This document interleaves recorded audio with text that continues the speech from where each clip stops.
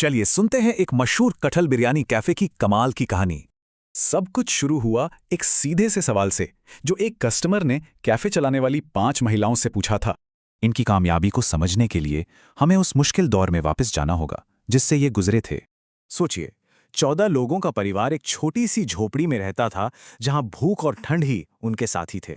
दिन भर की कड़ी मेहनत के बाद पांचों पति मिलकर घर सिर्फ 500 रुपए ला पाते थे। हर दिन बस किसी तरह कट रहा था। कड़ाके की ठंड से बचने के लिए बस जुगाड़ का ही सहारा था। इन्हीं मुश्किलों के बीच एक बहू मीरा को पता चला कि वो मां बनने वाली है। अब परिवार को ये चिंता सताने लगी कि इतने कम पैसों में मीरा और बच्चे की देखभाल कैसे होगी। फिर एक दिन अचानक एक दावत में उन्हें एक ऐसा आइडिया आया जिसने सब कुछ बदल दिया।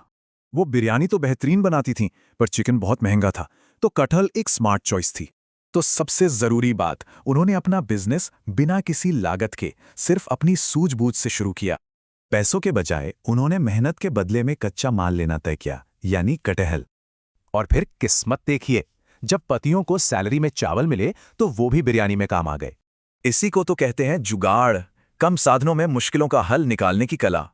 उनके बिजनेस की समझ भी कमाल थी। उन्होंने भूखे मजदूरों वाली जगह चुनी जहां कोई कंपटीशन नहीं था। और पहले ही दिन उनकी सारी बिरयानी बिक गई। स्वादिष्ट बिरयानी की खबर तेजी से फैल गई। अपनी पहली कमाई से उन्होंने सबसे पहले परिवार के स्वास्थ्य और पोषण पर ध्यान दिया। उनकी तरक्की इतनी तेजी से हुई कि यकीन करना मुश्किल है। ये तो बस एक शुरुआत थी। सिर्फ 2 महीनों के अंदर उन्होंने अपने परिवार की पूरी दुनिया ही बदल दी थी। कुछ ही समय बाद मीरा ने एक स्वस्थ बेटे को जन्म दिया। उनकी मेहनत सच में रंग लाई थी।